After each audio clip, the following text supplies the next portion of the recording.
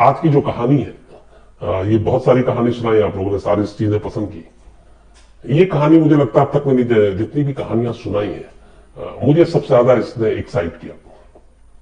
इस कहानी में ऐसी कई चीजें हैं जो पहली बार या उसके बाद कभी हुआ ही नहीं लाइफ में किसी और क्राइम में, जो इस कहानी के साथ हुआ। और इसमें बहुत सारी हैरत अंगेज चीजें हैं जो चौंकाती भी हैं, दहलाती भी हैं, सोचने भी मजबूर करती है। और सबसे बड़ी बात, एक ऐसी मिस्ट्री जो सॉल्व भी हो गई लेकिन उसके बाद भी लोगों को डाउट है कि नहीं ये सही तरीके से इसको नहीं सुलझाया गया। मिस्टर केवीएस तुलसी के लिए मिस्टर केवीएस तुलसी के लिए बीच में माफी चाहते हैं, कुछ एक स्पीकर ऑन था। अमेरिका की कहानी है और एफबीआई ने इस मामले की जांच की और ये केस जो है इतिहास में, तारीख में, हिस्ट्री में दो नामों से जाना जाता है। एक कॉलर बॉम्ब और दूसरा पिज्जा बॉम्बर। एफबीआई के जो केस डायरी है या केस जितने भी वो सारे करते हैं उसका एक नंबर होता है।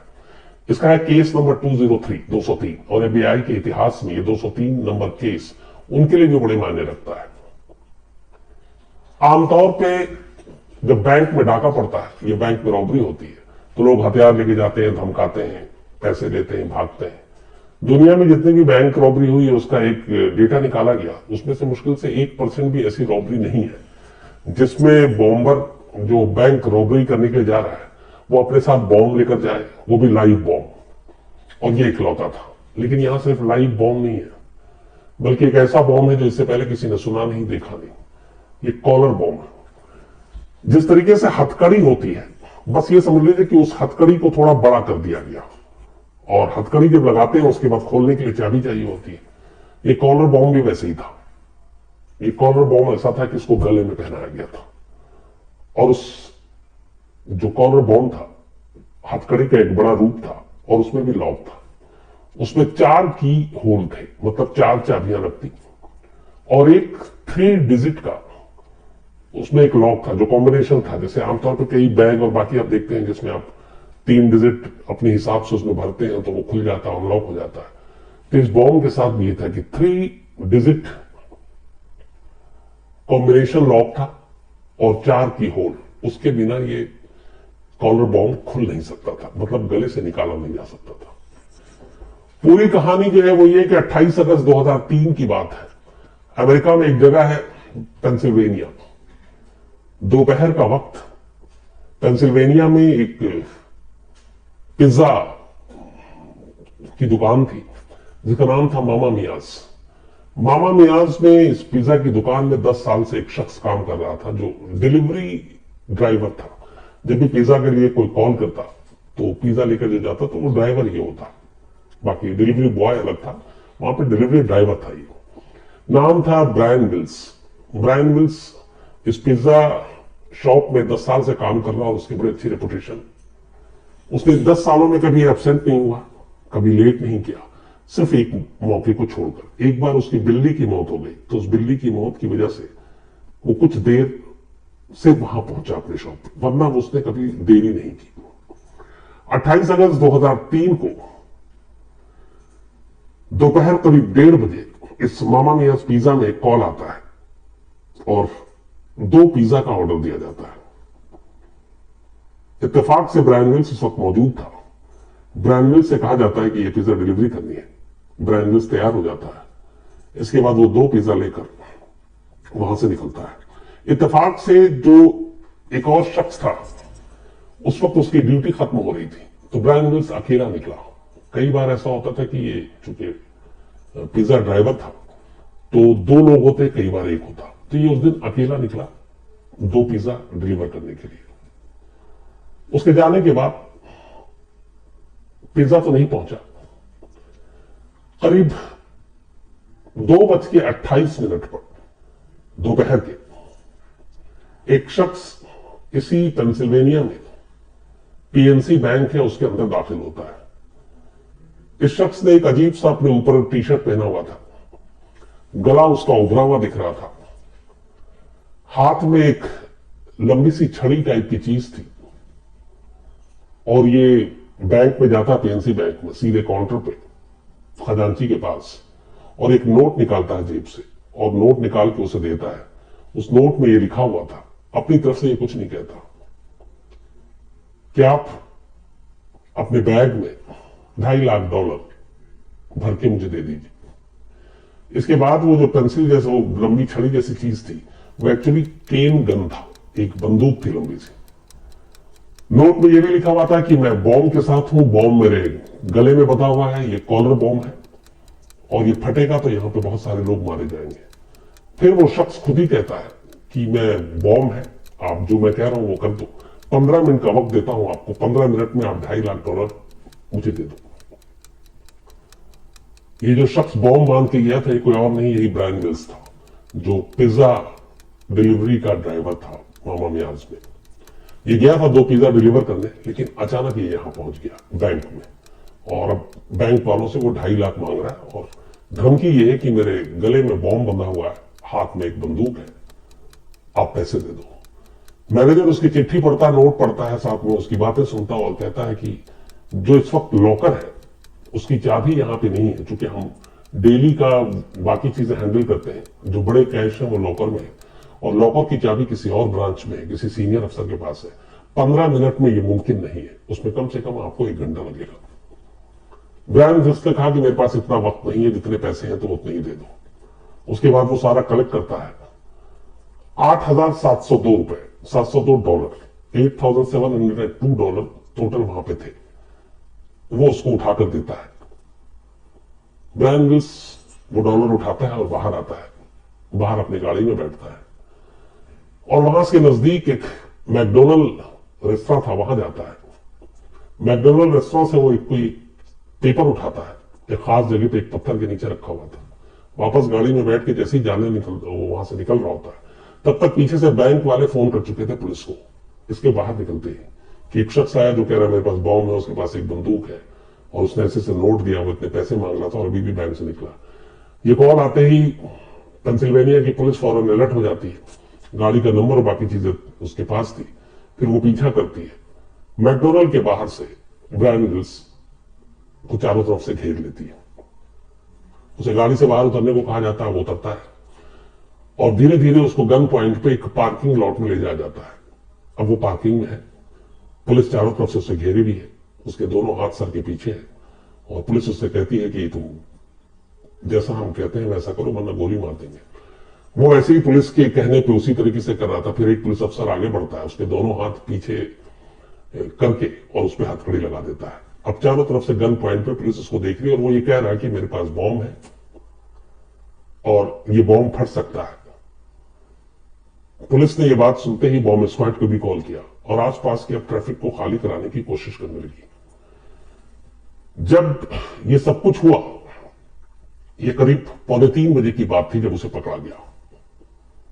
अब वो शख्स लगातार पुलिस से कह रहा है कि आप अपने सीनियर अफसर से बात करो, मेरे गले में बॉम्ब है और इस बॉम्ब को निकाल नहीं सकता हूं, इसकी चाबी है और वो चाबी अलग अलग जगह पे है। मुझे जिस लोगों ने बॉम्ब बांधा है उन्होंने कहा है कि तुमको अलग अलग लोकेशन बताएंगे, अलग अलग जगहों पे नोट्स मिलेंगे और वो तुम्हें चाबी का पता देंगे और एक एक करके उन 4 जगहों पे जाओगे तब तुम्हें चाबी मिलेगी और उस चाबी से तुम इस कॉलर बॉम्ब को खोल सकते हो और बच सकते हो।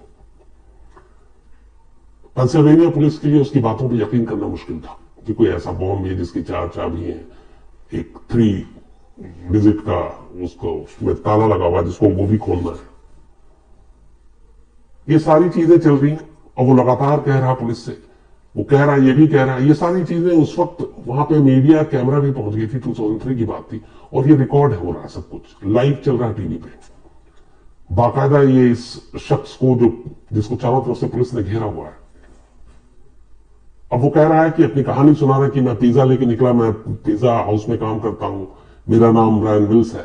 मैं एक जगह गया तो वहां पर मुझे 3 काले जो लोग थे उन्होंने पकड़ लिया और जबरदस्ती मेरे गले में उन्होंने ये बॉम्ब बांध दिया और उसके बाद मुझे उन्होंने ये पर्ची दी और कहा कि तुम्हें बैंक जाना है, एक बैंक को लूटना है और वहां से $2.5 लाख लेकर निकलना है और फिर वो पैसे कहां पहुंचाने और ये लॉक कैसे खुलेगा बॉम्ब का, ये मैं तुम्हें अलग अलग तरीके से बताऊंगा, अलग अलग जगह पे नोट मिलेगा। और सबसे पहले उन्होंने एक नोट दिया और उस नोट में ये लिखा हुआ था कि तुम्हें बैंक में जाके क्या कहना मैनेजर से, वो सारी चीजें और ये मैनेजर को देना है। और उस नोट पे ये भी लिखा हुआ था कि जैसा जो हम कह रहे हैं तुम वैसा करते जाओ, अगर तुमने धोखा दिया या हमसे भागने की कोशिश की तो ये बॉम्ब फट जाएगा और तुम मारे जाओगे, क्योंकि हमारी तुम पे नजर होगी। ये भी उस लेटर में लिखा हुआ है। वो पुलिस को ये सारी बात कह रहा है, ये भी कह रहा है कि वो नोट्स मेरी कार में है, आप चाहे तो देख लें, जो मुझे जिन लोगों ने किडनैप करके मेरे गले में ये बॉम्ब बांधा है उन्होंने दिया। पुलिस उसकी बात में बिलीव नहीं कर रही है, चारों तरफ से घेरे भी, आसपास के इलाका खाली करा लिया गया, चॉपर भी पहुंच गया वहां पे, बॉम्ब स्क्वाड को कॉल कर दिया गया, लेकिन ट्रैफिक खाली कराने की वजह से थोड़ी सी ट्रैफिक वहां पे ज्यादा हो गई और बॉम्ब स्क्वाड को रास्ता मिल नहीं रहा था और इसलिए बॉम्ब स्क्वाड वक्त पे पहुंचा नहीं। 3:18 का टाइम हो गया, पुलिस चारों तरफ से घेरे हुई बात कर रही है और वो लगातार बोल रहा है, बैठा हुआ जमीन पे, उसके दोनों हाथ पीछे है। अचानक बात करते करते उसके गले में जो बॉम्ब बंधा हुआ था उससे बीप बीप की आवाज आने लगती है। वो फिर कहता है कि आप अपने बॉस से बात करो, मेरे गले में बॉम्ब है और ये फट सकता है, अब तो ये बीप बीप की आपको आवाज भी सुनाई दे रही होगी। और वो आवाज सुनाई दे रही है बाकायदा, जो लाइव उस वक्त टीवी पे चल रहा था न्यूज चैनल पे, वो उस न्यूज चैनल पे भी उस बीप बीप की अचानक आवाज सुनाई देती। वो फिर गिड़गिड़ाता है और कहता है कि बॉम्ब फट जाएगा, तो आप मेरी बात पर यकीन करो, इसे निकालो। पर पुलिस वाले अब भी यकीन नहीं कर रहे और बीप बीप बीप करते करते करते अचानक कुछ सेकंड के बाद एक जोर का धमाका होता है और उसके गले में जो बॉम्ब था वो फट जाता है। वो पीछे की तरफ गिरता है क्योंकि धमाके की वो जो शक्ति थी वो आगे की तरफ थी, जो पूरा बारूद था, तो उसका सर पीछे की तरफ जाता है, वो गिर जाता है। चूंकि बॉम्ब उसके गले में था और जो ब्लास्ट हुआ वो नीचे की तरफ से हुआ, तो उसके पूरे सीने पे करीब 5 इंच गहरा गड्ढा हो जाता है उस धमाके की वजह से। धमाका होते ही पुलिस वाले भी अचानक एकदम, उनके भी हाथ पैर खुल जाते हैं, सब पीछे की तरफ भागते हैं। थोड़ी देर के बाद धुआं छटता है और ये सब कुछ लाइव रिकॉर्ड है। फिर पुलिस वाले गन पॉइंट पे आगे बढ़ते हैं, हालांकि वो तब तक मर चुका था।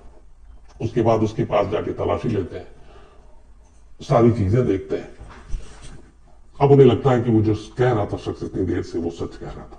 उसके गले में बॉम्ब था, बॉम्ब खुल नहीं रहा था।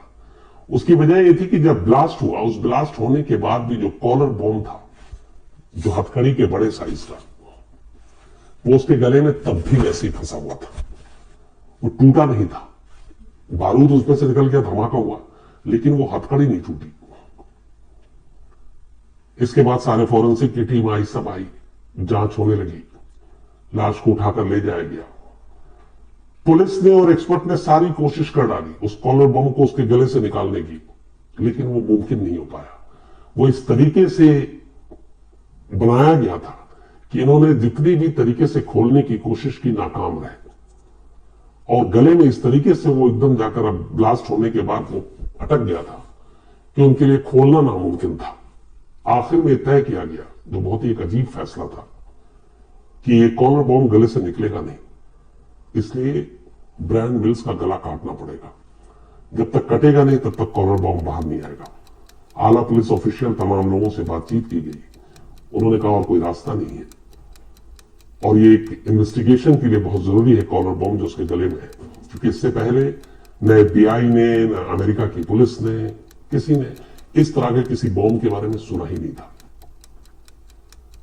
तो फैसला हुआ कि गला काटना पड़ेगा, उसके बाद ये कॉलर बॉम्ब को बाहर निकाला जाएगा। गला काटा गया, कॉलर बॉम्ब को बाहर निकाला गया। इसके बाद अब पुलिस तफ्तीश शुरू करती है।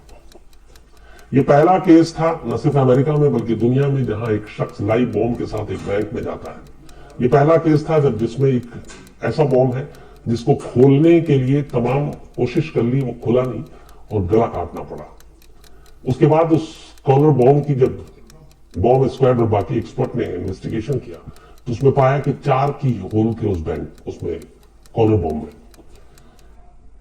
उसमें से 2 में चाबी लगनी थी और एक 3 डिजिट का एक लॉक और था जिसको नंबर सेट किया गया था, उस नंबर से वो खुलना था।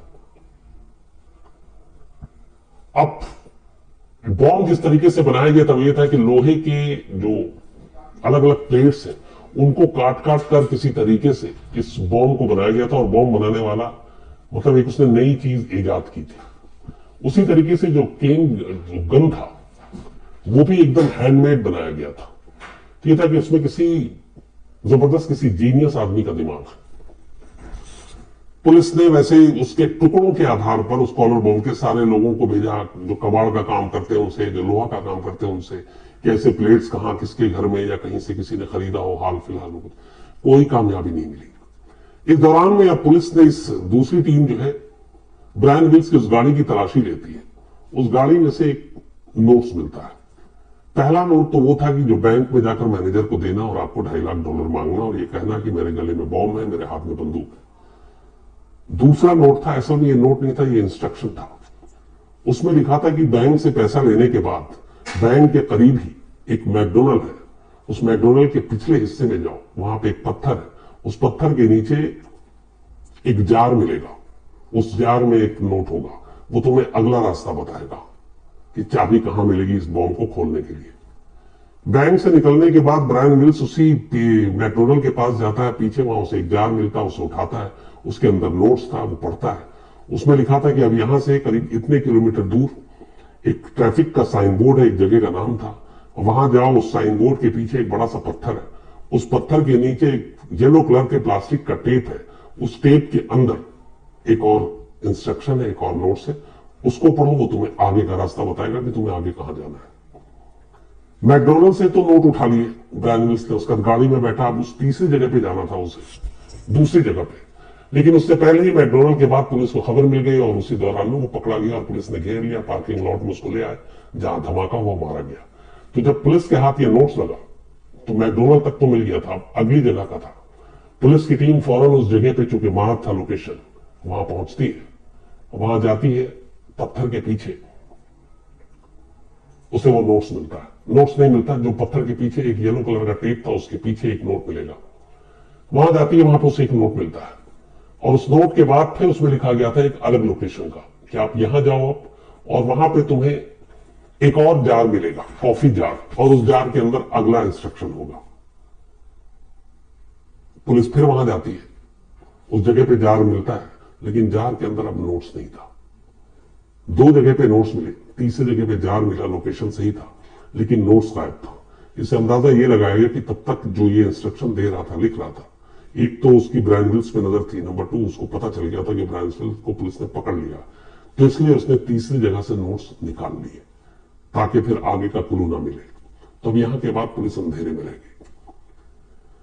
ये जो नोट्स छोड़े जा रहे थे, वो उसे बताया गया था कि तुम जब रॉबरी करोगे उसके बाद तुम्हें यहां यहां जाना, इस तरीके से नोट्स मिलेगा और इन सारी जगहों को फॉलो करते हुए पहुंचोगे, तब तुम्हें इन्हीं जगहों में से 4 चाबी मिलेगी, इससे तुम अपना बॉम्ब खोलोगे, उसके बाद तुम्हें 3 डिजिट का कोड देंगे, वो लॉक खोलोगे और तुम आजाद हो जाओगे। ये पूरी कहानी थी। अब इसमें तीसरे लोकेशन के बाद पुलिस के आगे कोई रास्ता नहीं, कोई क्लू नहीं। टोटल 9 पेज के ये नोट्स मिले पुलिस को अलग अलग जगहों से। इसकी जो हाथ से लिखा हुआ था, बाद में केस एफबीआई को गया, एफबीआई ने ये सारी चीजें एक अलग अलग करके पब्लिक डोमेन में लाया, कुछ न्यूज़पेपर में दिया और कहा इस तरीके की राइटिंग, ऐसी हैंडराइटिंग, इस तरीके से लिखने का स्टाइल, अगर कोई किसी को जानता हो तो वो आए, सामने आए, बताए। पर कोई फायदा नहीं हुआ, कोई भी बता नहीं पाया उस हैंडराइटिंग को किसी से जानते हैं। बॉम्ब के लिए उसी तरीके से लोहे के प्लेट्स ऐसे यूज ये कुछ किया हो, तमाम कोशिश कर ली, नहीं मिला। 28 अगस्त की बात थी, इसी दौरान सितंबर फर्स्ट वीक आया। जिस पिज्जा की शॉप में ब्रायन विल्स काम करता था, वहां उसका एक और शख्स काम करता था। ये दोनों पिज्जा के डिलीवरी के लिए ड्राइवर थे। पुलिस अब उस मामा मियाज पिज्जा के ओनर से बात करती है, बाकी इस दूसरे ड्राइवर से बात करती है। बातचीत में वो ड्राइवर थोड़ा सा पुलिस का कहना था कि वो घबराता है, लेकिन वो सारी चीजें बताता है कि नहीं, वो 10 साल से ठीक था, ये वो था। पुलिस उससे कहती है ठीक है, तुम अपना स्टेटमेंट देने के लिए मंडे को आओ। जो सितंबर फर्स्ट वीक में जो पहला मंडे था, उस मंडे को उस दूसरे पिज्जा ड्राइवर को पुलिस बुलाती है पूछताछ के लिए और अपना स्टेटमेंट रिकॉर्ड कराने के लिए। संडे को उस दूसरे पिज्जा ड्राइवर की भी लाश मिलती है। अचानक वो मारा जाता है और जो पोस्टमार्टम होता है पता चलता है ड्रग्स का ओवरडोज। अब इसके बाद पहली बार पुलिस का भी माथा ठनकता है, वो इसलिए कि एक बॉम्ब के साथ मारा गया, दूसरा जो उसका साथी उसी पिज्जा हाउस में काम करता है, उसको पुलिस मंडे को गवाही देने के लिए बुलाती है और संडे की रात को उसकी लाश मिलती है। कि कहीं ना कहीं किसी बड़ी साजिश की तरफ इशारा कर रही, लेकिन साजिश क्या नहीं मालूम। पुलिस तफ्तीश जारी रखती है, कोशिश जारी रखती है, लेकिन कोई क्लू नहीं मिलता। और एक ही पिज्जा हाउस के 2 लोगों की संदिग्ध हालत में अब तक मौत हो चुकी है। बैंक रॉबरी के पीछे कौन है, इन दोनों की मौत का आपस में कोई रिश्ता है कि नहीं है, ये सारी चीजें अब भी उलझी हुई है। इसी दौरान 20 सितंबर की तारीख आती है, मतलब 28 अगस्त को ये बैंक रॉबरी और ये ब्लास्ट हुआ, और लगभग 22 दिन के बाद एक उसी पेंसिल्वेनिया में एक शख्स जिसकी उम्र करीब 55 साल थी, उसका नाम था जो एक बुजुर्ग आदमी था, वो एक पुलिस को फोन करता है पेंसिल्वेनिया में, और उस पुलिस को फोन करने के बाद कहता है इसी पेंसिल्वेनिया में कि उसके गैराज में एक डीप फ्रीजर है और उस डीप फ्रीजर में एक लाश रखी हुई है। अभी उसने लोकल, जो जैसे हम लोगों के यहाँ पुलिस डायल 100 हो रही है, तो उसने वहां के लोकल पुलिस के नंबर पे कॉल किया जो रिकॉर्ड होता है, और ये रिकॉर्डिंग भी है। तो उसने कॉल करके ये कहा, उसका नाम था रास्टेन, विलियम रास्टेन। तो ये पुलिस को फोन करके कहता है कि उसके गैराज है, उस गैराज में एक डीप फ्रीजर में एक लाश पड़ी हुई है। पुलिस वाले पूछता है कि ये लाश किसकी है, वो नाम नहीं बताता। वो ये कहता है लाश फ्रीजर में कैसे आई, उसने कहा ये भी नहीं बताऊंगा, लेकिन आप आ जाओ, लाश रखी हुई है। खबर सुनते ही पुलिस की टीम पहुंचती है, गैराज में एक डीप फ्रीजर था, डीप फ्रीजर में एक लाश रखी हुई थी। ये जिसकी लाश थी उसका नाम था रोडेन। जब पुलिस फ्रीजर से लाश निकालती है तो वो बिल्कुल जम गया था, कई घंटे लगते हैं उस लाश को जो फ्रोजन हो चुका था पिघलाने के लिए। अब उसके बाद रास्टेंस को पुलिस उठाती है, ले जाती, चूंकि गैराज उसका था, तो वो पूछती है कि ये लाश यहां कैसे आई और क्या हुआ इसके साथ, तुमने इसका कत्ल किया। रास्टेन कहता कि नहीं, मैंने इसको नहीं मारा। एक लेडी है जिसका नाम है मार्जोरी आर्मस्ट्रॉन्ग, जिसके साथ उसने कहा कि मैंने करीब 15 साल डेट किया और 60s 70s में वो मेरे साथ थी, फिर वो उसके बाकी बॉयफ्रेंड हो गए, हम अलग हो गए। तो उसी का ये बॉयफ्रेंड है रोडेन, जिसकी लाश डीप फ्रीजर में रखी हुई है, और इसको मारा है उसी मार्जोरी आर्मस्ट्रॉन्ग ने। अब पुलिस दूसरे कैरेक्टर का नाम आता है, जाकर उसको गिरफ्तार करके लेकर आती है।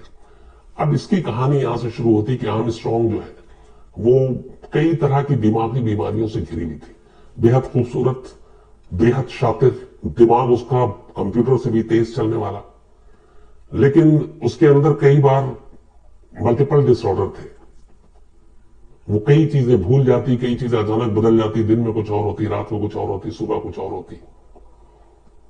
तो जब पुलिस ने उसको पकड़ा तो उसने कहा नहीं, मैंने रोडेन को नहीं मारा, बल्कि ये विलियम रास्टिन जो उसका पुराना जिसके साथ डेट किया था उसने मारा, क्योंकि वो जलता है। लेकिन वो सारी चीजें, गवाही और बाकी जो फोरेंसिक एविडेंस मिले, उससे ये पता चला कि मार्जोरी आर्मस्ट्रॉन्ग ने ही अपने बॉयफ्रेंड को मारा था। अब पुलिस जब आर्मस्ट्रॉन्ग के बारे में केस की तफ्तीश करने लगी तो पता चला कि ऐसे 5 लोग उसकी जिंदगी में आए जिनकी मौत संदिग्ध हालत में हुई। उनमें से एक उसका पति था और चाय बॉयफ्रेंड। पति तो एक दिन खाना खाते हुए टेबल पर ही गिर के मर गया, उसके सर में बाद में देखा गया बहुत गहरी चोट है। डाउट हुआ कि आर्मस्ट्रॉन्ग ने उसको पटक पटक के मारा है। पुलिस ने अरेस्ट भी किया, लेकिन फिर उसका मेडिकल रिकॉर्ड सामने आया तो पता चला कि ये तो मानसिक रूप से फिट नहीं है, तो उसे छोड़ दिया गया। एक बॉयफ्रेंड को उसने 6 गोली मारी, तो उसकी मौत हो गई, पुलिस पकड़ के ले गई। जब उसकी रिपोर्ट आई तो पता चला कि जब ये कत्ल हुआ तब उसने अपने डिफेंस में ये कत्ल किया था। उसने पूरी कहानी बताई, और फिर उसकी रिपोर्ट आई तो पता चला कि ये मेंटल डिसऑर्डर का केस है। वहां पे भी अदालत ने उसके साथ रहम किया। एक फांसी लगाकर मर गया, एक की बॉडी जो है वो इस डीप फ्रीजर में मिली। तो ऐसे 5 लोग जो इस आर्मस्ट्रॉन्ग के आसपास क्लोज रहे, उनकी संदिग्ध हालत में मौत हो गई। एक रास्टेन जो बुजुर्ग हो गया था, जो काफी साल पहले तक डेट किया था, बस वो जिंदा था, जिसकी गैराज के फ्रीजर में ये लाश रखी हुई थी। पुलिस आर्मस्ट्रॉन्ग को गिरफ्तार कर लेती है। विलियम रास्टेन का बहुत बड़ा रोल था नहीं, उसको छोड़ दिया जाता है। लेकिन कॉलर बॉम्ब की कहानी अपनी जगह अब भी कायम थी। कोई क्लू नहीं मिल रहा, कुछ नहीं मिल रहा, सारी एफबीआई ने कोशिश कर ली। 2003 का मामला था। 2003 होते होते 2 साल बीत जाते हैं। 2 साल बाद 2005 में अचानक एफबीआई के एक अफसर को फोन आता है। वो कहता है कि उसके पास इस कॉलर बॉम्ब केस के बारे में जानकारी है। FBI इससे पूछती है कि क्या है, तो बताता है कि इस पूरे केस में इस मैर्जरी आर्मस्ट्रॉन्ग जो मेंटली डिसऑर्डर है, बहुत सारी उसको दिमागी बीमारी है, ये उसकी मास्टरमाइंड है। अब FBI के लिए मुश्किल था, लेकिन वो फिर एक और शख्स का नाम बताता है, केनेथ बार्न्स। केनेथ बार्न्स एक टीवी रिपेयर करने का एक्सपर्ट था और वो यही सारी चीजें काम किया करता था। तो उसने कहा कि केनेथ बार्न्स ने मिलकर ये पूरी प्लानिंग की थी आर्मस्ट्रॉन्ग के साथ। अब उसकी वजह बताई गई कि क्यों, ऐसा क्यों। तो उसने कहा मैर्जरी आर्मस्ट्रॉन्ग जो थी वो उसे लगता था कि उसका जो बाप है वो उसके पैसे जमा किए हुए और प्रॉपर्टी उसको फिजूल खर्ची में उड़ा रहा है, तो वो अपने बाप का कत्ल करवाना चाहती थी और कत्ल कराने के लिए उसने केनेथ बार्न्स को हायर किया। लेकिन केनेथ बार्न्स ने उससे पैसे मांगे ज्यादा। तब उसने कहा कि फिर उसने एक प्लान किया, एक रॉबरी की। दिमाग बहुत तेज। उसने फिर इस तरीके से केनेथ बार्न्स के साथ जो टीवी का मैकेनिक भी था उसके जरिए एक कॉर्नर बॉम्ब तैयार कराया और फिर इसमें शामिल किया ब्रायन विल्स को भी। और जो इसका बॉयफ्रेंड जिसकी लाश डीप फ्रीजर में मिली थी, रॉडन, उसको ये बात पता चली कि इस तरीके से ये लोग बैंक रॉबरी की प्लान कर रहे हैं। एक दिन रॉडन इस चीज से हट गया और उसने कहा कि वो इस चीज का खुलासा कर देगा। इसी के गुस्से में आकर आर्मस्ट्रॉन्ग ने उसको मार दिया और उसकी लाश डीप फ्रीजर में रखवाई, एक्स बॉयफ्रेंड रास्टिन को गुजारिश करके। अब इसमें थ्योरी ये थी कि FBI ने जब पूछताछ की आर्मस्ट्रॉन्ग से तो उसने साफ मना किया, लेकिन फिर एक दौर आया उसने ये कहा कि अगर उसे एक तो कम सजा हो और इस जेल की जगह पे जहां कम सुरक्षा हो वहां शिफ्ट कर दिया जाए तो वो इस केस के बारे में बात कर सकती है। लेकिन FBI ने इसके लिए तैयार नहीं हुई, तो ये मामला उसकी तरफ से इकबाल जुर्म वाला नहीं आया।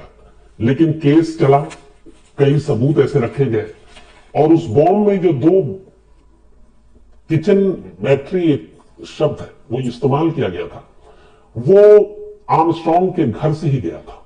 इस बात की FBI ने मतलब प्रूफ कर दिया कोर्ट में। इन सारी चीजों को प्रूफ करने के बाद मामला चला कोर्ट में और कोर्ट ने आखिरकार, ये बात है 2006 की, जुलाई 2006 में US अटॉर्नी मैरी बेथ, इन लोगों ने पूरा फैसला सुनाया लंबी सुनवाई के बाद। और इसके बाद जो रेस्टन था शुरू में उसका रोल सामने लाया और आर्मस्ट्रॉन्ग का, इस लेडी का जो मेंटली इल थी, इनको मेन कॉन्स्पिरेटर माना, केनेथ बार्न्स को अलग माना और ब्रायन विल्स को भी इसमें एक को कॉन्स्पिरेटर माना, मतलब इस बैंक रॉबरी में शामिल थे जिसके खुद गले में कॉर्नर बॉम्ब बंधा हुआ था। अब इसके पीछे जो दलील और कहानी दी पूरी FBI ने वो ये था कि पैसे के लिए अलग अलग, ब्रायन विल्स को पैसे चाहिए थे क्योंकि वो पिज्जा में काम करता था, आर्मस्ट्रॉन्ग को पैसे चाहिए थे क्योंकि वो अपने बाप का कत्ल करवाना चाहती थी, कत्ल के लिए पैसे उसको बार्न्स को देने थे तो इसलिए भी वो उसमें शामिल हुआ। और विलियम रास्टन चूंकि एक्स बॉयफ्रेंड था आर्मस्ट्रॉन्ग का और दिमाग का वो भी वैसे ही तेज था जैसे आर्मस्ट्रॉन्ग, तो उसने ये सारी प्लानिंग की। एक दिन पहले बैंक रॉबरी से ये सारे मिले हुए थे, लेकिन रॉडन ने जब कहा कि हम जुबान खोल देंगे तो रॉडन को रास्ते से हटा दिया। इसके बाद एक दिन पहले ब्रायन विल्स जो था उसे लगा कि कुछ इसमें रिस्क है, तो वो पीछे हटने की बात उसने कर दी और वो इसमें बोला कि मैं शामिल नहीं होऊंगा। लेकिन ये लोग बहुत आगे बढ़ चुके थे, इसीलिए फिर इन्होंने ये किया कि उसके नेक्स्ट डे 28 अगस्त को दोपहर को पिज्जा ऑर्डर करने के बहाने एक पब्लिक बूथ से फोन किया और वहां पे गैस स्टेशन के पास 2 पिज्जा की डिलीवरी मंगाई और उन्हें पता था कि ये पिज्जा लेकर ब्रायन ही आएगा। और वहां पे ऑलरेडी केनेथ बार्न्स, आर्मस्ट्रॉन्ग और रास्टन ये लोग मौजूद थे। ये जैसे ही वहां पहुंचा, इन्होंने उसके गले में गन पॉइंट पे वो बॉम्ब डाल दिया और ये कहा कि तुम्हारे पास 55 मिनट है, ये बैंक जाना है नोट से इसमें और ये लाइव बॉम्ब है, 55 मिनट में तुम बैंक से बस ये $2.5 लाख लेकर आ जाओ और अगर पुलिस भी पकड़े तो बता देना ये लाइव बॉम्ब है, और उसके 4 चाबी है इसकी, ये तुम्हें हम अलग अलग नोट्स बताएंगे कहां कहां मिलेगी। 55 मिनट के अंदर अंदर तुम्हें वो चारों चाबी हासिल करनी है, और 3 डिजिट का उसके बाद कोड हम बता देंगे, ये लॉक खुल जाएगा, तुम्हारी जान बच जाएगी। लेकिन ये तय है कि 55 मिनट के अंदर अंदर ये बॉम्ब फट जाएगा अगर तुमने 55 मिनट में नहीं किया तो। और इसीलिए पूरा समय दिया था उन्होंने, बैंक के अंदर 15 मिनट का दिया था, बाकी 40 मिनट ट्रैवल और उस की तक पहुंचना। इसके बाद जब वहां पे पहुंचता है ब्रायन विल्स, लेकिन दूसरी जगह पे वो लेटर जब उसको दूसरी जगह जाना था उससे पहले पुलिस पकड़ लेती है। ब्रायन को लेके एफबीआई और बाकी जो एक्सपर्ट है फॉरेन के, उनके लेके फिर बाद में 2 राय बनी। एक ये था कि ये दोनों ही सूरत में मर्डर था, और 3 थ्योरी थी। जब इस पूरे मामले में पुलिस ने जांच की तो नतीजे पे जो पहुंचने के लिए, पहला कि क्या ब्रायन ने खुद बैंक रॉबरी का प्लान किया था, लेकिन ये इसलिए थ्योरी नाकाम रही क्योंकि अगर ब्रायन ने खुद किया तो इतना बेवकूफ नहीं है कि अपने गले में एक ऐसा लाइव बॉम्ब बांधेगा जो खुद उसे पता नहीं कि खोलना है या कैसे खुलता है, तो उसकी जान जा सकती है, और जो भी गई।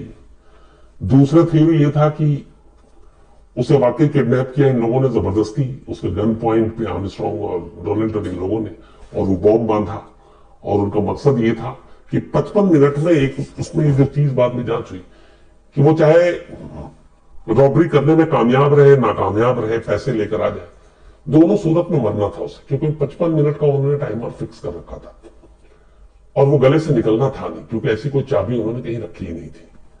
तो उनका ये था कि ये मर जाएगा, जो बाकी पैसे इन लोगों को मिल जाएंगे। तो मेन जो बैंक में रॉबरी करने गया उसकी तस्वीर, सारी चीजें होंगी, वो अगर रास्ते से हट गया तो फिर पुलिस आगे के लोगों तक पहुंचना मुश्किल होगा। तो दोनों सूरत में इन्होंने ब्रायन को अंधेरे में रखा, और वो बॉम्ब फटना ही फटना था। तीसरा ये था कि शुरू में जब दूसरा पिज्जा वाले की ही मौत हो गई और वो संडे को मारा गया, मंडे की गवाही से पहले, तो ये था कि शायद यही दोनों इसमें शामिल होंगे, लेकिन ये सारी थ्योरी बाद में गलत साबित हुई। असली जो इसमें, जिस शख्स ने डीप फ्रीजर में लाश रखी हुई पुलिस को पहला फोन किया, विलियम रास्टिन, उसकी एक्स गर्लफ्रेंड आर्मस्ट्रांग, ये दोनों इसमें मेन साजिशकर्ता पाए गए। बॉम्ब बनाने के लिए केनेथ बॉन्स का इस्तेमाल किया, और चौथा ब्रायन विल्स था। रोडेन जो था उसको सिर्फ पता था। उम्र कैद जब तक जिंदा है, उसकी सजा मिली आर्मस्ट्रांग को।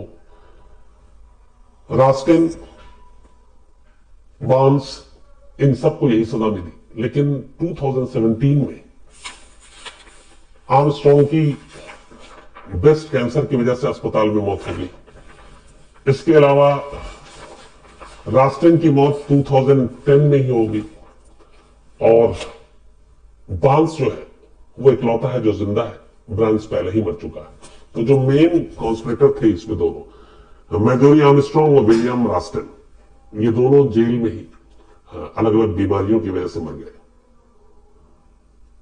बट आज भी बहुत सारे लोग डाउट करते हैं कि एफबीआई ने जिस तरीके से ये केस खोला और उसमें आर्मस्ट्रांग और रास्टिन को एक्यूज बनाया, केनेथ बार्न्स को बनाया, और फिर जो ब्रायन विल्स खुद मारा, जिस बॉम्ब से मारा गया, उसको भी इन्होंने बनाया, उसको लेकर डाउट होता है कि एफबीआई ने इस केस में बहुत सारे लूपहोल्स हैं, शायद वो सच्चाई तक नहीं पहुंची।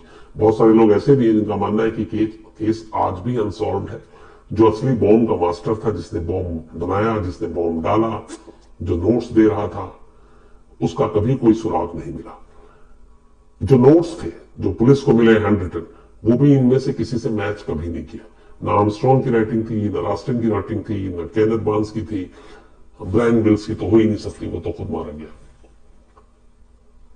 तो ये थी कहानी दुनिया के सबसे अजीब बैंक रॉबरी की, एक ऐसे बॉम्ब की जिसके बारे में कभी किसी ने सुना नहीं। कॉलर बॉम्ब या फिर पिज्जा बॉम्बर, इसी नाम से इस कहानी को जाना जाता है।